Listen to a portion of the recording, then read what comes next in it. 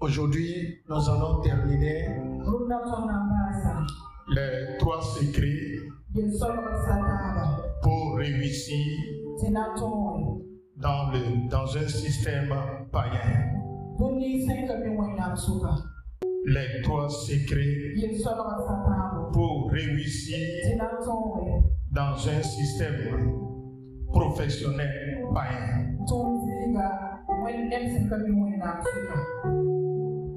La fois passée, fiston diminue un peu. La fois passée, nous avons vu que Daniel avait 3 secrets qui lui ont permis de dominer, de réussir, de prospérer, de régner en Babylone.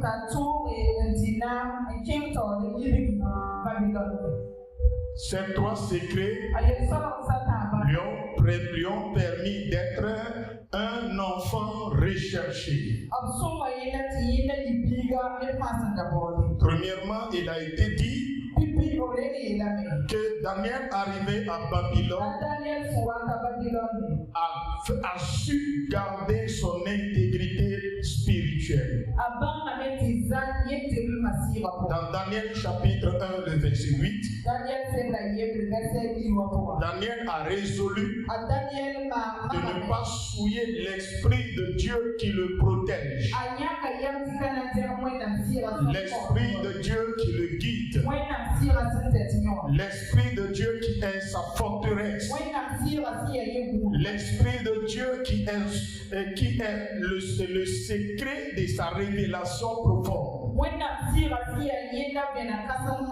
Il a refusé de souiller l'Esprit qui est le soubassement de sa vie. C'est comme ça le chrétien doit être. Si tu veux réussir dans ce monde, la pureté du cœur et la vie de la sanctification doit être le fondement inébranlable de ton existence. Alléluia. Car l'Esprit de Dieu qui te conduit, tu dois veiller à être à bon terme avec cet esprit, à être en bon terme avec lui. Dans Daniel 6, verset 4, la Bible dit que les collègues de Daniel ont cherché une faille dans la vie de Daniel. Ils ont tout fait pour voir si Daniel avait des faiblesses. Il avait des lacunes dans sa profession. Ils ont tout fait pour vérifier si Daniel dans son travail est corrompu. Mais lorsqu'ils sont allés mener des enquêtes, la Bible dit qu'ils n'ont rien trouvé qui puisse l'accuser. Rien n'a été trouvé dans son travail. Mais Daniel est resté fidèle à son travail. Malgré de multiples persécutions.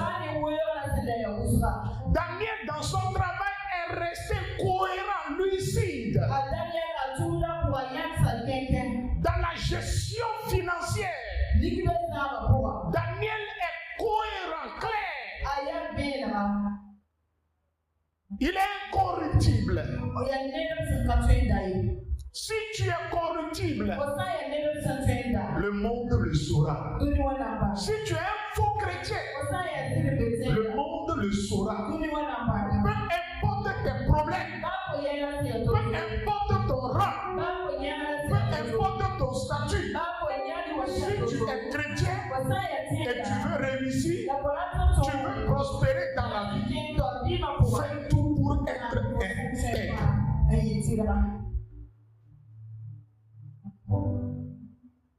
Aujourd'hui, les Européens ne finançaient plus comme avant les églises. Parce qu'ils ont su que les pasteurs africains, la plupart sont des escrocs. Ils rédigent un projet dans le compte de l'église. Quand le financement vient, ils payent leur propre voiture, ils construisent leur maison et ils prennent le reste de l'argent, ils investissent sur leur famille. Et ils font un faux rapport. Il y en a plein. Et leur comportement a verrouillé certains circuits aujourd'hui. Les Blancs n'ont plus confiance en certains serviteurs de Dieu. L'argent détruit. Soyez intègres si vous voulez réussir dans le monde païen comme Daniel, comme Isaac, comme Joseph. Le deuxième secret est que Daniel a bâti une vie de prière stable, continue et stratégique. La Bible dit dans Daniel 6, verset 10 que Daniel a un programme de prière rigoureux qu'il respecte rigoureusement. Il a des heures spécifiques de rencontre avec son Créateur.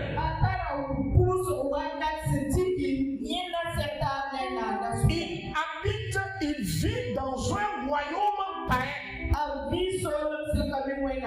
Il a reçu une éducation. Son nom a été changé. On lui a donné un nom païen, un nom vaudou. Mais Daniel a tout fait pour garder sa connexion avec Dieu. Il priait 3 fois par jour. Même lorsque le roi a fait sortir un décret disant qu'il est interdit à toute personne de prier notre Dieu dans le royaume pendant 2 mois, Daniel a fait quoi? Lui, il est rentré dans la chambre, il dit, peu importe le décret, peu importe le prix à payer, rien ne peut m'empêcher de rentrer dans la présence de mon Dieu.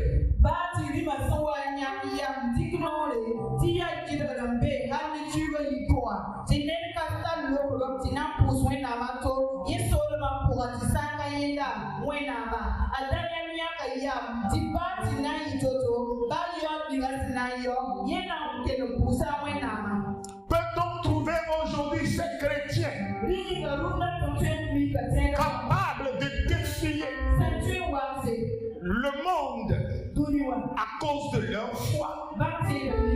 Mais petit problème, les chrétiens de nos jours se découragent et ils fléchissent genoux devant le monde. Le monde est pécheresse. Bien-aimé dans le Seigneur, j'aimerais vous dire ce matin que vous devez tout faire pour chercher quotidiennement la face de Dieu. Sans cette vie de prière disciplinée, vous ne pouvez pas avoir de la restauration, la réponse à certains de vos problèmes. Tu peux aller à l'église lundi jusqu'à dimanche. Si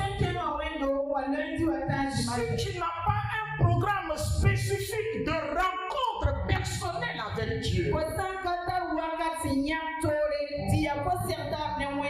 si tu n'as pas un temps d'intimité avec le Seigneur, tu ne peux guère voir la gloire de Dieu, la manifestation de la puissance de Dieu dans ta vie. Daniel ne rentrait pas dans la présence de Dieu pour prier seulement pour que Dieu puisse le protéger. Mais il demandait des révélations concernant son avenir, concernant sa mission dans ce royaume. C'est là que Dieu lui a dit, Daniel, tu dois demeurer un tête spirituelle. Tu dois être un homme prophétique. Car je vais t'utiliser pour me révéler à ce monde païen. Nebuchadnezzar ne me connaît pas. Ces rois ne me connaissent pas. Mais je veux t'utiliser, toi et tes frères, pour se révéler à ces gens-là. De la manière, j'ai utilisé Joseph. Et Pharaon a su que son Dieu est le Dieu tout-puissant. C'est de cette manière je veux t'utiliser pour parler aux Babyloniens, aux Grecs, aux Perses, aux Assyriens, que moi l'Éternel j'existe et je suis le Dieu tout-puissant, que les nations doivent adorer. Alléluia. Lorsque Daniel a eu cette révélation et on voulait le jeter dans le feu ardent, on voulait le jeter dans la fournaise, Daniel a compris que c'est l'occasion, c'est le temps que Dieu a prévu pour se révéler, pour se manifester. Il a encouragé ses frères et il leur a dit, ne vous prosternez pas devant cette statue, car Dieu a un plan. Aujourd'hui, ces rois idolâtres sauront que le Dieu que nous adorons est capable de délivrer quelqu'un du feu ardent. Dis-moi bien amen. C'est sa vie de discipline, sa vie de prière, c'est sa connexion avec Dieu qui l'a délivré de la fosse au lion. Ce n'est pas le moment où il était devant la fosse au lion et il a prié, Dieu l'a exaucé. Non, non, non, non.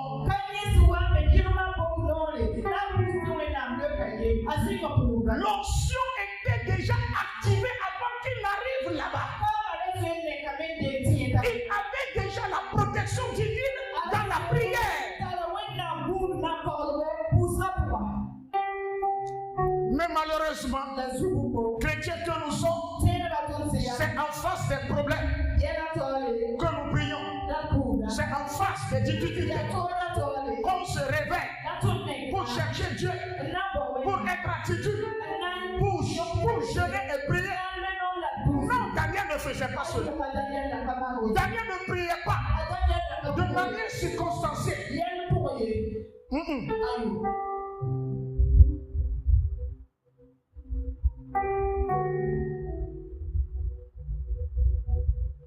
Alléluia. La Bible dit également, Daniel est compétent. Quand on l'a comparé aux autres jeunes de la nation, aux autres jeunes du royaume, Daniel était comparable. Qui est au-dessus d'eux, au-dessus des magiciens, au-dessus des astrologues. Mais toi, tu veux réussir dans la vie, mais tu es médiocre. Ta vie scolaire, ta vie professionnelle, ta vie matrimoniale, ta vie économique, commerciale est remplie de médiocrité. Quand on rentre dans ton atelier, il y a le désordre un peu partout. Quand on rentre dans ton travail, quand on rentre dans ta chambre, il y a le le désordre un peu partout. Daniel est un homme incomparable. C'est un homme discipliné dans la prière, compétent, polyvalent dans les objets de la science, de l'astrologie. Daniel est incomparable. Il est imbattable. Ce qu'on t'a appris depuis que toi tu es né, le peu que tu as appris dans l'apprentissage, tu ne veux rien apprendre en dehors de ça. Et tu es médiocre. Le monde évolue.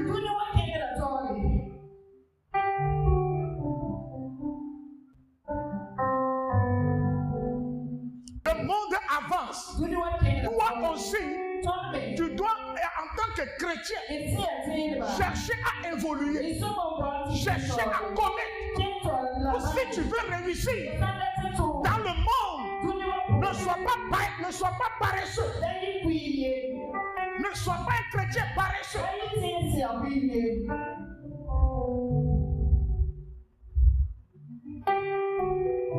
Toi, tu dis que tu es chrétien, que tu restes à l'église et tu ne fais que prier. Tu ne veux pas chercher travail. Tu ne veux rien faire. Tu ne fais que dormir du matin jusqu'au soir. Daniel n'a pas vécu ainsi. Il est un homme compétent, intellectuel, qui cherche à s'adapter à chaque système. Avec Nebuchadnezzar, Daniel était à la hauteur. Après Nebuchadnezzar, le roi Belteshazzar est venu. Daniel aussi est recherché. Il est à la hauteur. Après Belteshazzar, Darius est venu. Il est toujours à la hauteur de la vision du roi Darius. Après Darius est venu le roi Cyrus. Et écoutez, chaque système qui vient, Daniel est recherché. Daniel s'adapte à chaque vision. Mais toi aujourd'hui, tu veux réussir dans le monde, mais tu ne fais pas un effort pour s'adapter au système actuel. Ce matin, nous allons continuer avec le troisième secret qui est l'esprit supérieur. Alléluia. Avoir l'esprit supérieur comme sceau divin. Avoir l'esprit supérieur comme sceau divin. Comme sceau divin. Avoir l'esprit supérieur comme sceau divin. Alléluia. Daniel 6, le verset 3. La Bible dit, il avait en lui un esprit supérieur. Il avait en lui un esprit supérieur. Daniel et ses frères et les jeunes du royaume babylonien ont fait la même étude. Ils ont le même diplôme. Mais Daniel a quelque chose que ces jeunes n'en ont pas. C'est l'esprit supérieur. Son intimité avec Dieu lui a permis de recevoir un don de Dieu qui est le sceau divin, le sceau de l'esprit, le sceau spirituel, le sceau te permet d'être une personne à part entière.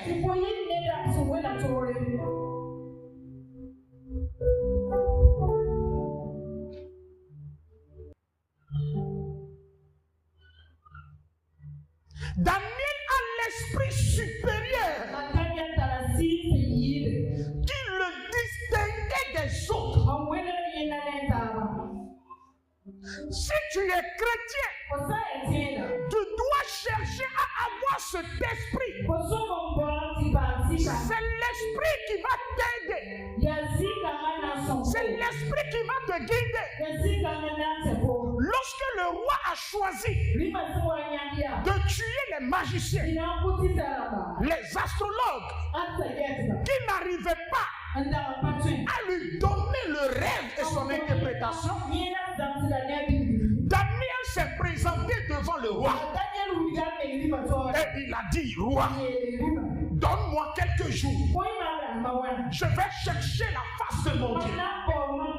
Je te reviens. Je reviendrai avec ton rêve et son explication. Ah! Oh, les magiciens ont été formés pour ça.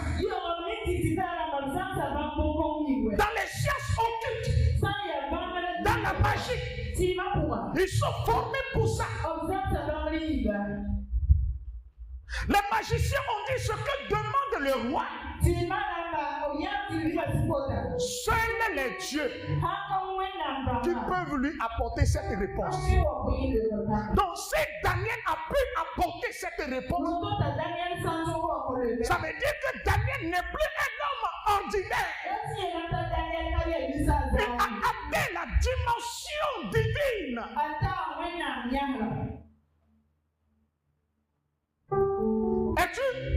Veux-tu être un chrétien ordinaire qui ne comprend rien, qui prie, qui ne sait même pas que sa prière est montée, qui prie, les démons sont là mais il n'est pas au courant? Veux-tu être ce chrétien? Hein? Veux-tu être ce chrétien aveugle spirituellement? Si Daniel dit au roi: maître, reste, je reviendrai. Ça veut dire qu'il est conscient. Et il sait que le Dieu qu'il adore, l'esprit qui est en lui, l'esprit peut accéder au mystère caché. L'esprit supérieur te permettra d'être à la hauteur de toute attaque satanique. Tu seras attaqué, mais tu es déjà verrouillé. Ta vie est déjà protégée. Vous venez à l'église, mais ce que vous voulez là, c'est manger, l'argent. Oui, c'est bon. Travail, c'est bon. Mais il faut chercher quelque chose que les gens du monde n'auront pas. Si tu veux faire les affaires, si tu veux faire le business, ne fais pas le business comme le commun des mortels, comme tes collègues du service. Non! Sois conduit par un esprit supérieur. Jacob avait l'esprit supérieur. Son oncle là-bas ne savait pas. Et il a choisi de le voler. Il a choisi de lui rendre difficile la vie. Et il a piégé. Mais la Bible dit, comme Daniel avait l'esprit supérieur, et il n'avait pas perdu sa connexion avec Dieu. Dans la vie profonde, Dieu descend et il lui donne des révélations, lui donne de l'inspiration. Comment croiser les animaux pour faire tomber la barque, et lui il va prospérer. Si tu as l'esprit supérieur, là où les gens ont échoué, toi tu vas réussir. Là où les gens sont bloqués, l'esprit te donnera de l'inspiration. Avec quoi tu fais le commerce? Quand tu prends les marchandises pour sortir, avec quoi?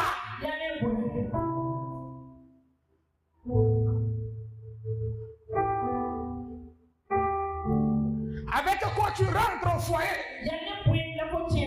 Voici, c'est avec quoi tu fais tes affaires? Si tu as l'esprit supérieur,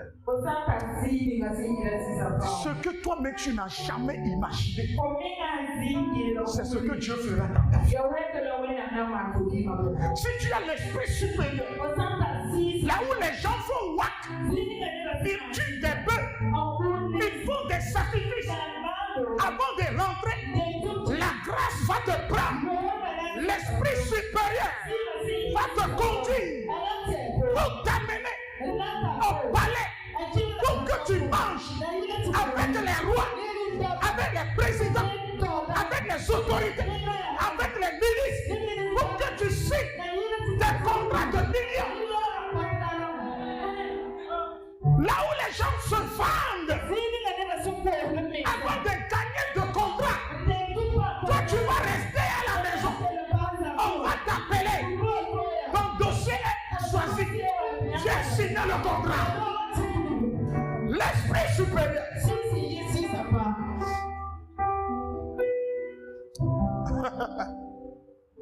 Lisez-moi Daniel 6, verset 4. Lisez le 3 et le 4 enchaînés en même temps. Vous allez voir quelque chose. Vas-y. Vas-y. Fisson, diminue un peu. Oui, vas-y. Hein? Daniel surpassait les chefs et les satrapes. Parce qu'il y avait en lui un esprit supérieur. Il avait en lui un esprit supérieur. Et le roi pensait à l'établir sur tout le royaume.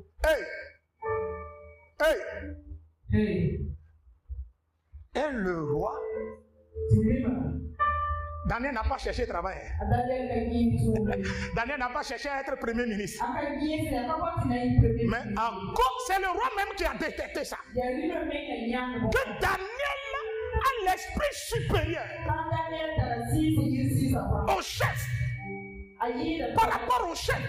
Et le roi pensait à faire quoi? À le mettre. À l'établir sur tout le royaume. À l'établir sur tout le royaume. Ce qui veut dire que après le roi, on verra qui? On verra Daniel. Qui est Daniel? Un jeune esclave. Qu'est-ce qu'il a amené là-bas? C'est sa discipline. C'est son intégrité. Sa fidélité. Il n'est pas un homme corrompu.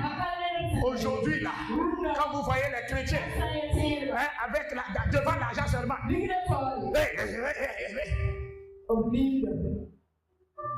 des idées changent. Quand la personne voit l'argent, c'est je tourne. Il voit personne, il ne voit pas qui tu es.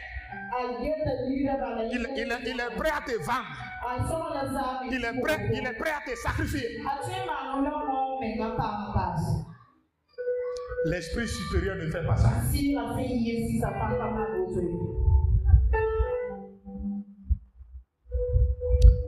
Hey, dis à ton prochain, soyons honnêtes dans les affaires. Si tu es honnête, tu ne voles personne. Tu ne construis pas ton bonheur sur la douleur des autres. Tu ne piétines personne avant d'arriver à quelque part. Si Dieu t'élève, si Dieu a choisi de t'élever, le jour où il va t'élever, ce sera scandaleux.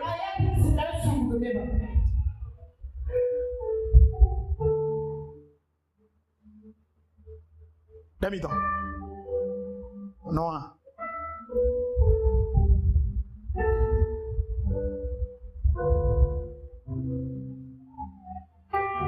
L'esprit supérieur. Oh, Dieu est merveilleux. Le sceau de l'esprit. Quand tu as ce saut dans ta vie, bien-aimé, tu vas forcément réussir. Tu vas forcément réussir. Tu vas forcément réussir. Vous voyez? C'est ce saut-là spirituel dont nous allons parler à partir de demain. Scellé pour manifester, pour révéler la gloire de Christ. Scellé pour révéler la gloire de Christ. Tout au long de ce programme de Pentecôte 2025, nous allons parler du saut de l'Esprit, le saut de Dieu. Comment ce saut va changer ta vie?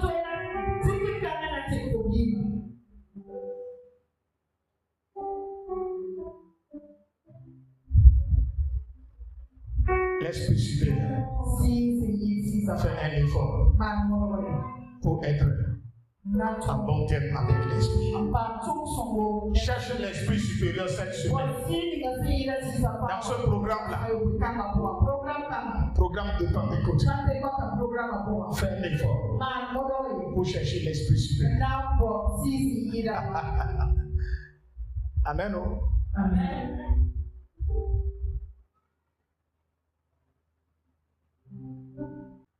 L'Esprit supérieur. Baisse la tête.